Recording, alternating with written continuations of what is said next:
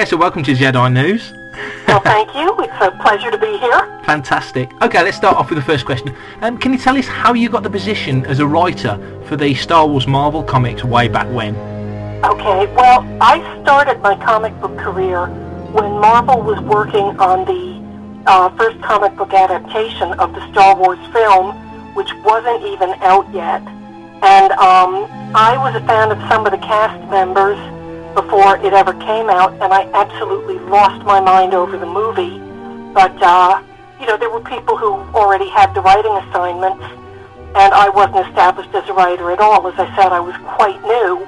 But on the other hand, you always get into a situation where somebody misses their deadline, or in those days it was before FedEx and before the internet and before even scanners and wonderful things like that. So if a package was delayed in the mail, we might not have an issue ready to go. Yeah. So as a result, it was a practice to have extra standalone stories of absolutely every series sitting in a drawer somewhere in case the worst happened.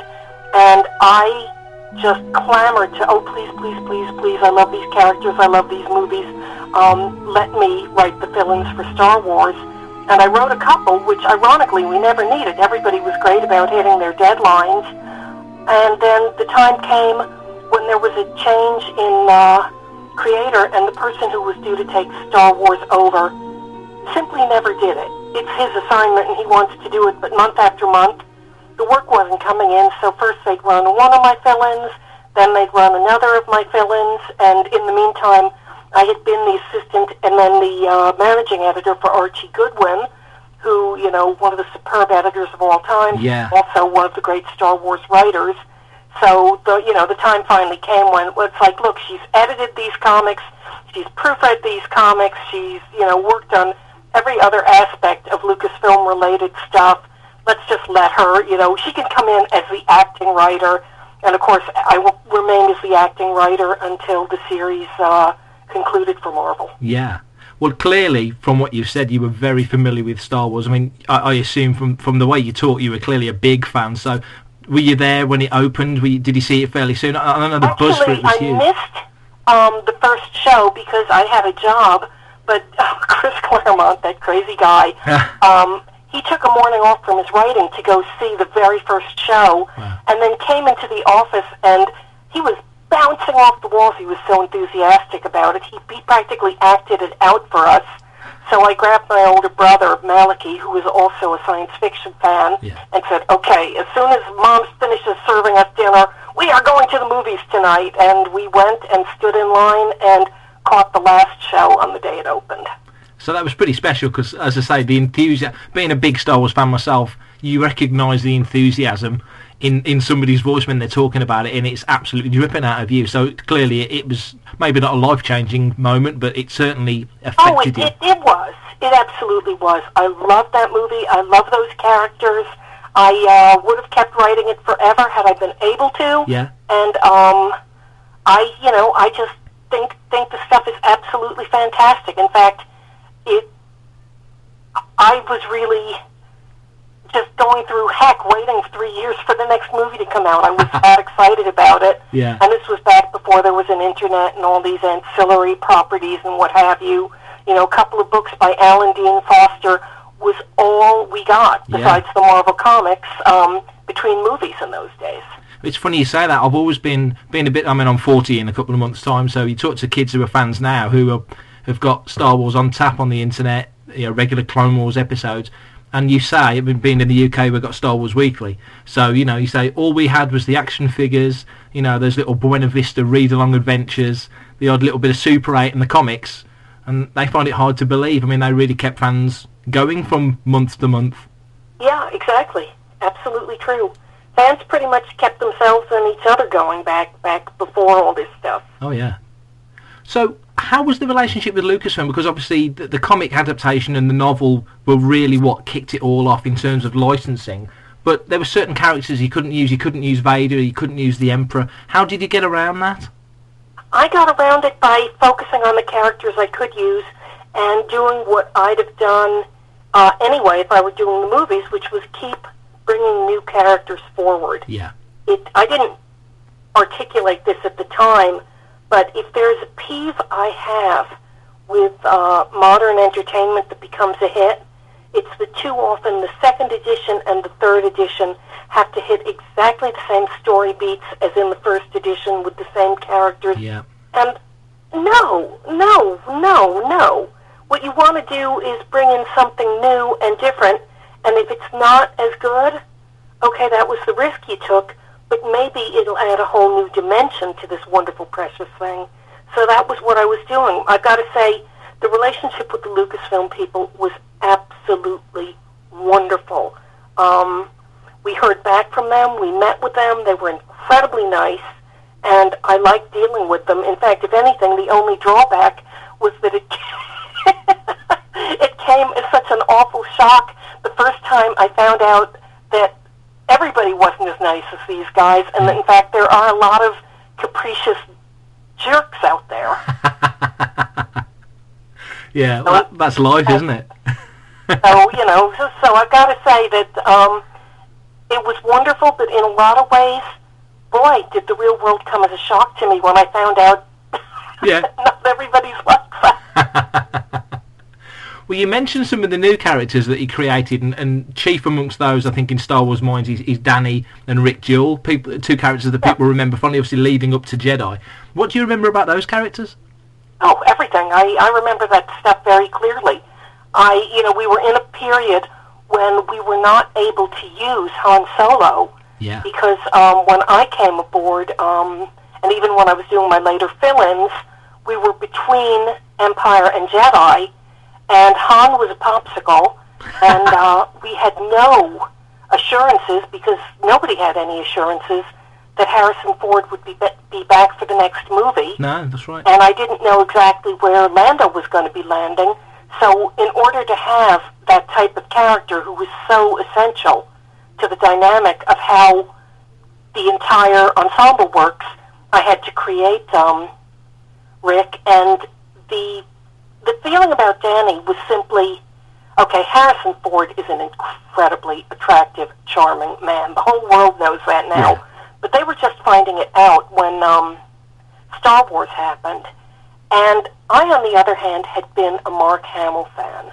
Back, as we say, a jillion years ago, there were only 3 networks on American TV.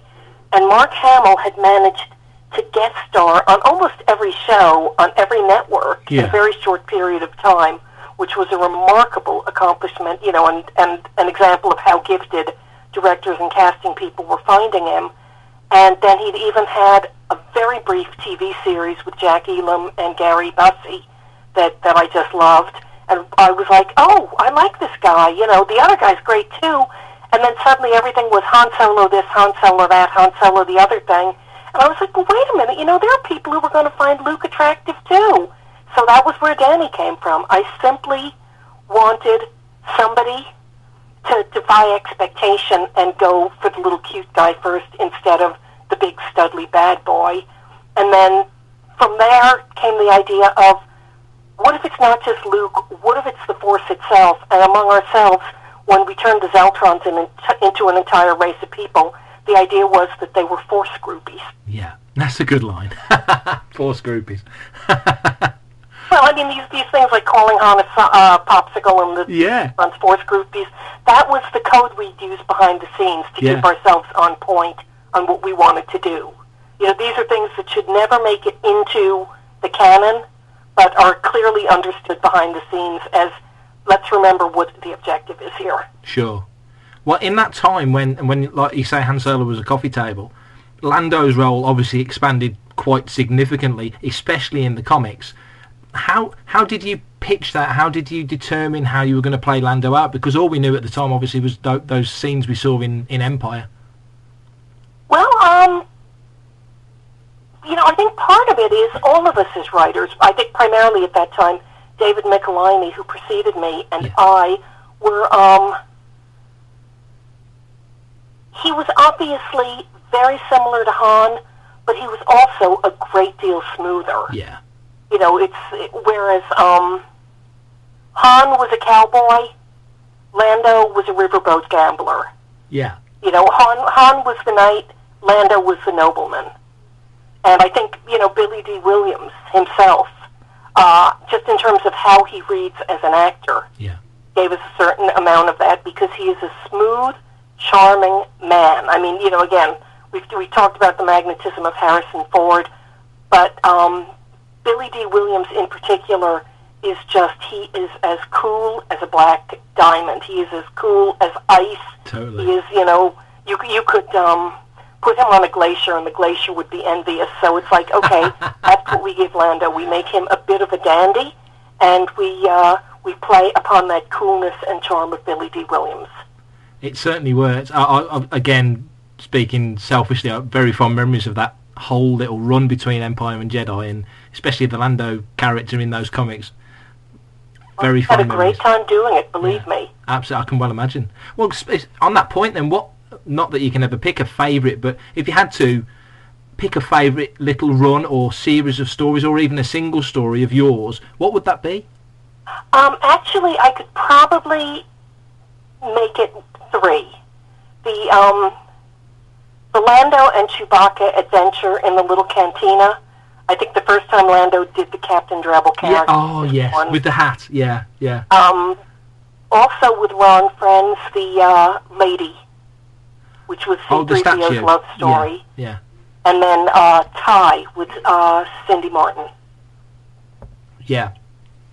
So those 3 are my favorite Star Wars, but that's like trying to pick a favorite child.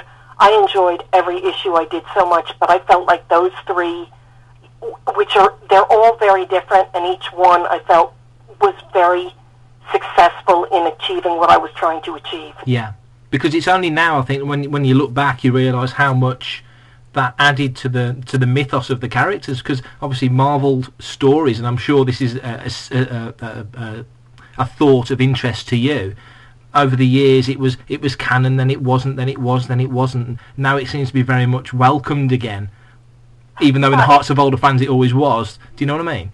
Well, as a matter of fact, we got the word that it was canon from George Lucas and from his people. Yeah. That was part of why I was so hands-off on the core mythology involving the Empire and Darth Vader. Yeah. Because we didn't want to do anything that would contradict what was coming in future movies. We were told to consider this to be canonical. Now, I think later, what simply happened is some of the later licensors, however wonderful their job was, they were not big Star Wars geeks like I was, and they didn't feel like keeping track of everything everybody else had done, and I kind of can't blame them, although, hey, it is part of your job. Yeah. And so, that stuff doesn't count because we're just drawing from the movies. I sympathize, and yet there's a part of me that goes, no, if this is going to have real integrity as a real universe, we've got to find a way for everything to work together. Agreed. Absolutely agree. Yeah. I mean, why write it if it doesn't fit in with the whole mythos? That's the whole point, isn't it? Surely. I mean, it's a shame. Some people write it because it's a paycheck, or because it's a stepping stone to something else. I'm not one of those people. Yeah. I got into this because I love it dearly. I was doing superheroes because I loved them, and then when the opportunity to do Star Wars came along, well, I was one of the few Star Wars geeks in a whole company of superhero geeks, so if I could do one superhero comic and one Star Wars comic, that was absolute, utter artistic heaven for me. Absolutely. Were you working on Daredevil at that time? As an editor. See, there were 2 different Jo Duffy entities. From 9 to 5 at Marvel, I was purely an editor. Yeah. Writing is a freelance function and always has been. Some people have had contracts for it, but you don't go into the office and write. Writing is stuff that is handed out. Yeah. And I was an editor from 9 to 5, but then at 5:01, if somebody had a job to hand out, I was like, oh, I'll do it, me, please pick me. Yeah. So, I was definitely doing Daredevil at the same time because the person who replaced me as the editor on Daredevil was also somebody who at one point was supposed to be working on the Lucasfilm material. All right. So, and that's how that's the kind of thing I do to remember things. I don't remember dates. I remember associations. Like, sure. Well, wait a minute. If he was supposed to be editing Daredevil and writing a Lucasfilm book, then I know exactly when that happened. It was when I was writing Star Wars. It's a good way to remember. Yep. You wrote a couple of prequel era issues with Ben Kenobi when he was a general in the Republic. How did that go down with Lucasfilm? Were they cool with that? They were great. Yeah. They were great. There was absolutely no negativity. I think that was the kind of thing they liked because at the time, you know, who knew when they were going to get around to the first trilogy, which of course now they have. And in the meantime, I wasn't cluttering up the core universe between two movies. I was going back a bit. Yeah. You know, now little did I know how young, how young Ben Kenobi's life eventually played out. Yeah. But again, I love Alec Guinness. I absolutely was mad for Obi-Wan Kenobi, and doing an adventure that he had that was self-contained. Again, it has the advantage of being able to drop into the run at any time without meddling with the continuity and without looking like, oh, look, we missed a deadline here. Oh, was that one of those stories that you mentioned earlier that you would have written to drop in at a moment's notice, effectively? Exactly. Yeah. Well, conversely, because you did an issue that was prequel era, before we referred to it as prequel era, you also were the first author to write a story set after Return of the Jedi. So were there any directives given in that regard, stories after Jedi? Yes, actually, ironically, my restrictions tightened up after Jedi. They hadn't even outlined what was going to be in the trilogy that we, you know, as film fans have yet to see. Yeah. So they're like, Joe, we're sorry, but we can't give you any guidance at all, and yet you can't go writing the canon before George does, so you have got more than ever now not only to stick to your own characters, but you can't even touch things that were acknowledged and tied with a bow in Jedi. Yeah. You've got to back away from some of the things we committed to, and that was frustrating, but I was like, okay, you know, here are 2 more races. No, wait, 3, 4, 5 more races. We're going to have another Star Wars that has nothing to do with the Empire, and I was off. But, oh, my goodness gracious sakes alive, when that first Dark Horse comic came out, yeah, and it was all over and full of the stuff that I wasn't allowed to touch, and I knew that, you know, it had come with the blessing of George, it gave me a pang. Yeah, I can imagine. Is it true that Marvel were offered the Star Wars license and turned it down, and then Dark Horse jumped on it? Is that true, or is that just myth? I can't speak about the details. I can tell you it was Marvel and not Lucasfilm that canceled the comic, and the sales were fine at the time I was on it. Yeah. But we were all getting a little frustrated. What happened? This was the one problem I ever had with Lucasfilm. Yeah. Is they had a point where they began meddling with the characters that I had made up out of whole cloth. Sure. You can't do this with this character, you can't do that with that character. And it's like, but wait a minute. That character has never been anywhere near the movies. That character came out of this brain, and yes, but you can't do that. Yeah. And so we did hit a point where we were feeling a little stymied and frustrated, and at the same time, Marvel was dramatically increasing its superhero line, and somebody said, oh, we need Joe and Cindy on other things anyway, so let's cancel that. And of course, in those days, everything seemed to be doing well. This was long before the sales crash of the 1990s. Yeah. So it didn't occur to anybody that canceling a comic book that had, you know, even years after the movie, Star Wars had phenomenally good sales. Yeah. And frankly, Cindy and I would have kept doing it forever if we could have, or at least I know I would have, and that is, you know, I think Cindy feels the same way. Sure. But yeah. As for the later incident, when it was Cam Kennedy and that wonderful, wonderful art he was getting, and I just spaced on the artist's name, although I think it was Tom Veitch. Yeah. I don't know if that was offered to Marvel first. I know it came about because George saw a self-contained project they did for Marvel's Epic line and said, oh boy, would Star Wars be great by these guys. Yeah. And because it was Marvel creators on a Marvel title, although one they owned, and because George had a good relationship with Marvel, I think it is entirely possible the project was offered to Marvel again, and there were entirely different people running things at Marvel at that point, and they may well have said, oh, licensed properties are a hassle, or we have something else we need to be doing this week. At the time Star Wars went to Dark Horse, those guys were pretty much establishing preeminence in the field of movie adaptations of comics. Yeah. So that's my understanding of what happened, but I don't have first-hand knowledge of a lot of it. It just seems, that's what I heard, and it seems very reasonable based on my knowing the people involved. Sure. You say about when the original Star Wars comic, the Marvel comic, was ended, and you say about the superhero explosion at that time, and I was an avid Marvel fan back then, and it did seem that Star Wars was about the only comic that didn't have a Secret Wars 2 crossover episode. That's exactly what. Yeah. And then there was an attempt to do something called the New Universe. Yes. That didn't work out, but it was a good idea, and they really wanted to wholeheartedly commit to it artistically. Yeah. And you know what? Okay, it didn't work out, but it was a nice try. Yeah. Yeah.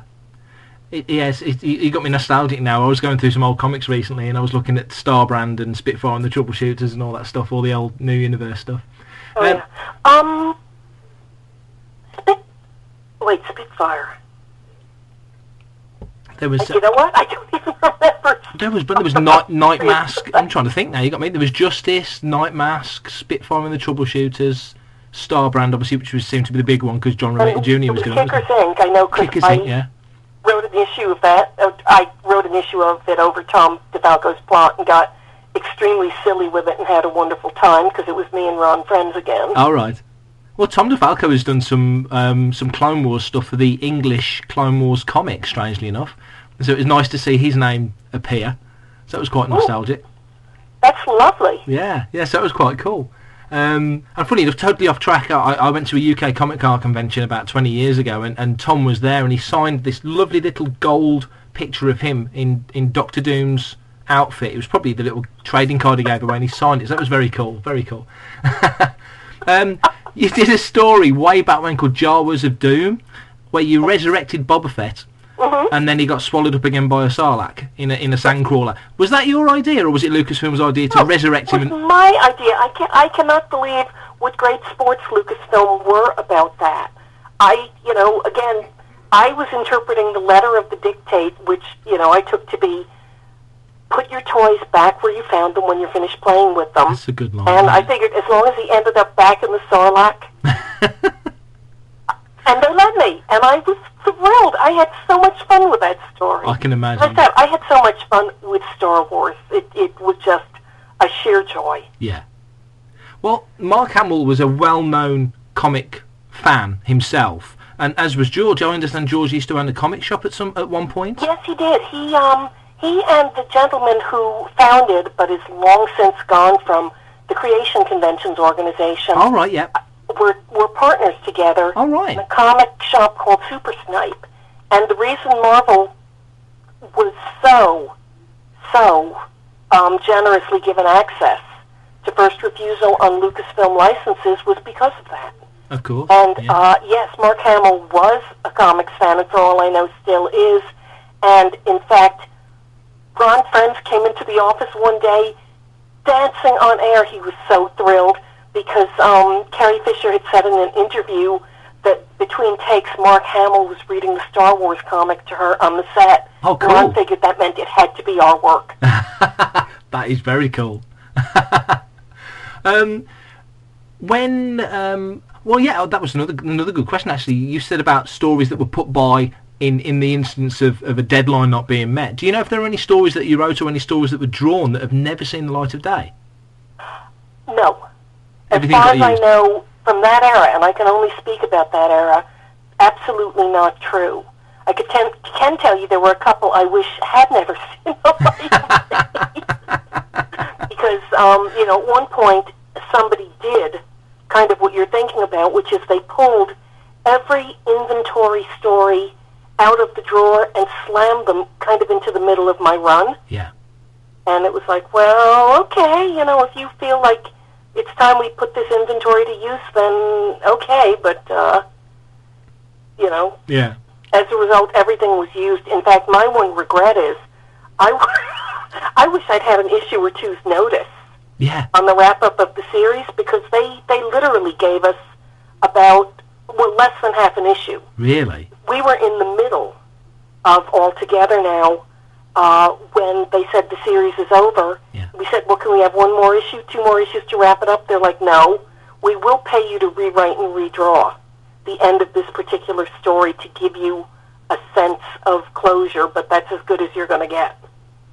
And they never really gave a reason why they cancelled it. It's clearly it seemed to come out of the blue to you. Oh, no, it did absolutely come out of the blue. People were, as I said, for the first time ever, people at Lucasfilm, and I know they were new people, were hassling us about what we could do with the characters we created specifically in order not to run afoul of the continuity. Yeah. And then people at Marvel were furiously irritated to hear that and wanted me and Cindy on other projects. So it was an editorial decision born of, we had people who were never committed to movie licenses just waiting for a chance to say, oh yeah, well then we'll cancel it at one end, and people on the other end saying, we don't need your stinking comic books. In fact, we don't think you do them very well at the other. Really? And the comic book, the stories, the artist, and I got caught in the middle. That's crazy. You say about Lucas's obvious love of comics and that beautiful relationship at the start, with the first 6 issues, obviously, initially. And I often wondered, obviously, Lucasfilm were kind of involved with Howard the Duck, which was a Marvel property, and I've often wondered why Lucasfilm didn't do more with Marvel properties as films. I've often wondered why that never quite came about. I think because they had so very many ideas of their own. Yeah. It's like Indiana Jones was happening at the same time as this, yeah. And everybody talks about Steven Spielberg being the director, and he did an incredible job, but Indiana Jones started out as George Lucas's character and his idea, and they were developing that in a whole bunch of other directions. Also, even though these are the people who pretty much wrote the book on movie special effects were not where they needed to be yet for good superhero adaptations. True. Until, say, the last 10 years. Yeah. Howard the Duck was a noble effort, but it had some challenges. Yeah. And notable among those challenges was the duck itself. Yeah. So why not do something that is designed to be a movie and is based on what can be done in movies? True. Yeah. I suppose there's no precedent then to sort of filter your expectations through then, is there? It is what it is. Exactly. Now, you did the Nagai invasion storyline, which was a huge storyline at the time in the comics. Right. When the series ended, were there ever any plot threads you wanted to carry on? Had you got any kind of, even if only in your own mind, any directions that you would have liked to take it? We had months of stories plotted out. The Nagai had come here because they were fleeing a Toph invasion of their own gallery that had been just completely flattened. Yeah. And we never really got to say so, but obviously the character of Bay, the half Corellian, was somebody who was going to turn out to have been very close to Han Solo, and going back a very long time with him. And I know our original intention was that Danny, who was going to become just increasingly more damaged, and Bay were going to sort of launch themselves into the heart of the enemy fleet in a glorious kamikaze thing that was going to save the day when the Tops finally made it to our galaxy. And we never got to do that, but that was the ultimate end point of the next leg of the story. Oh, well, that would have been fantastic. I've got to say, when the character of Bay came out, as a kid I used to write fan fiction myself, and I've carried it on through websites that I've done, but Bay was very influential to me because my main character, whose name is Yan, when I first wrote him, was a little sort of 4'5" nothing guy, and then I saw that issue with Bay and Han having their little argument, obviously their history as old friends when they were kids and such, and it completely influenced the way I wrote this Yan character, who I still write. I mentioned last night that I was doing some role play before me and Ruth had to shoot out, and I was playing Yan, so I'm still playing this character from 30 odd years ago, very heavily influenced by Bay, so it's nice to be talking to you about that character because that was very influential for me. Well, that's nice to hear. Again, I had big ideas for Bay. I will tell you that physically we were basing him a bit on Sonny Chiba. Yeah. The Japanese martial arts star who's now, thanks to Quentin Tarantino, got this kind of emeritus status, but at the time was a big movie and TV star in Japan. Stuff was being subtitled and imported to U.S. cable stations, and he is just this big, huge, take no prisoners, but easygoing between fights guy. Yeah. And he played a character named Yagi Jubei, and we're like, okay, you give him the top knot, I'll give him a syllable out of the name, but we're going to do our own version of this character. It's like Sonny Chiba as a Corellian. That's nice to know the lineage of the character. That's very cool. Yeah, well, and it's like, we'll never get to see Sonny Chiba having a sort of a fraternal buddy argument with Harrison Ford, but we can do that in the comics. Yeah. You create your own reality, I guess, don't you? It's whatever you want it to be, I guess, in that respect. Absolutely. Now, after the Marvel run had finished, did you ever... I'm assuming you did, because you're clearly a fan. Did you still kind of keep tabs on... I'm assuming you saw the films and the things that consequently followed. Did you keep tabs on what was happening with Star Wars? Because clearly, not only creatively, but emotionally, you're very invested in it. Actually, it's almost impossible for me to keep tabs too closely on it. Because if it's good, I go, oh, I wish I'd done that. And if it's not good, then I go, but they did it wrong. Yeah. So it is a little bit tough. I've got to say, The Phantom Menace had me out of my chair and cheering. Yes. I thought they did that so right, and I found it so wonderful. Yes. But I haven't kept up much with the comics. And, I saw the two movies after Phantom Menace, but I think The Phantom Menace was the high part of the second trilogy for me. Yeah. And Clone Wars, I haven't seen nearly enough of yet, although Lord knows if I were involved with Star Wars again, I'd sit right down and do that homework. Sure. But I can tell you that my brother Maliki, who I saw the first movie with all those years ago, said to me last time we had dinner, man, I hope you've been watching Clone Wars. Yeah. That they're doing it so right. I wish there'd been more of that in the other trilogy. Yeah. Yeah, they've nailed it. And it's really stepped up now. They're sort of partway through season 3, and the season's subtitle is Secrets Revealed, and they really are starting to show you some very clever things. It is very, very good, I've got to say.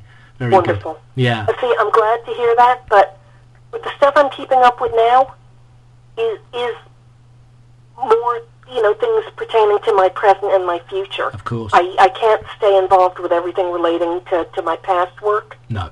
Although, like I said, if I were on Star Wars again, I'd be all over this stuff. Has there ever been an opportunity to do that? Because certainly for me, and maybe I'm inverted commas a fan of a certain age, but your name, I think of you and the artists of that time, and Walt Simonson's run as an artist, and Maureen Garrett editing the Bantha tracks, and just people like that whose names don't get as much credit now as they should do. Have you ever had the opportunity to be involved again? No, absolutely not. As a matter of fact, my previous involvement would probably make it impossible for me to have any present or future involvement. Yeah. Because it's kind of like what happened at the tail end of our relationship with Lucasfilm. A lot of people come in and go, well, I'm new and I'm in charge and I don't want anything to do with anything old. Yeah. An editor who I will not name because fortunately I spaced out on his name years ago. I have no recollection of who it is. Once kindly offered me the opportunity to audition to do Star Wars stories for him. Oh. You have to laugh. Yeah. I'll laugh as opposed to say what I'm thinking. That's crazy. I laughed and I forgot the guy's name. Sure. But I was like, given an offer like that, obviously nothing I do could ever be good enough. Yeah. And frankly, he is an editor, could never be good enough for me to take him seriously. No. So, let's not even go there. No. Leave it where it was and look back on it with fondness the way it should be, maybe. Yeah, I mean, it's very funny. I am presently in the launch of a small book publisher, heaven help me, just doing fiction, not not illustrated fiction, just Yeah. straight prose. And I have one writer who, I keep saying, but do a space opera. It doesn't have to be Star Trek, but you have a taste for that. Do that. Yeah. And honest to goodness, while I was thinking about what I'd said to her, it suddenly occurred to me for the first time, well, you moron, you've actually got a long history of space opera yourself. It doesn't have to be Star Wars. Yes. So Yes. the fact is, the next group of stories I have along that line will probably be original characters. Yeah. They won't be Star Wars, so it won't be the same, because, weirdly, I have learned that when you take an existing idea and try to just, we'll put a big mustache on it and nobody will know it's Star Wars, a weird alchemy takes place where, guess what, it won't be Star Wars for more than 5 minutes anyway. Yeah. The minute you put the fake mustache on it, it starts taking on a life of its own. Yeah. And so someday I'll do my unpublished Star Wars stories, probably for Arm and Armadillo books. Yeah. But they won't look like Star Wars anymore because, suddenly I won't have to do the bits I don't like, and that'll leave room for things I haven't even thought of yet. Exactly. No constraints. Exactly. One final question then. If you had to sum up your Star Wars experience from the day you first walked in and were offered that gig to the day you left, how would you sum it up? What would your summarisation of your time on Star Wars be? Do you remember a story where Danny and Princess Leia were waiting on a cliff near a bunch of hot air balloons that were tethered? That does ring a And bell, yeah. all I could tell you is that sequence where they are trying to ignore, have stormtroopers ignoring them, and they're standing by the tethered balloons, and the balloon gets away, and suddenly they're not hiding by the balloons, they're riding the balloons and trying like heck to keep their feet and not splat on the ground below them, and yet they're floating on air the whole time, and they didn't see any of it coming. Yeah. That was my experience on Star Wars. I didn't realize when I wrote that scene that what I was doing was writing about doing the book, but I was. Wow. And did it take time and a bit of distance to realise that you were kind of subconsciously saying that at that time? It took until right now. It just popped into my head as I was talking to you, but I can absolutely tell you it's the truth. That's sweet. That is really sweet. That's fantastic. Thank you so much for your time, Jo.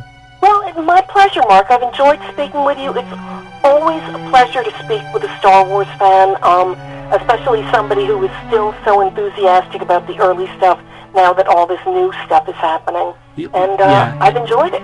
It'll never be superseded. It'll only be succeeded. I think that was said in a Star Trek movie once, but I think it rings true for this. Well, thank you so much. It's my pleasure, and hopefully we'll speak again sometime. May the Force be with you. May it be with you too. Thanks, Jo. Okay, thanks. Bye-bye. Bye.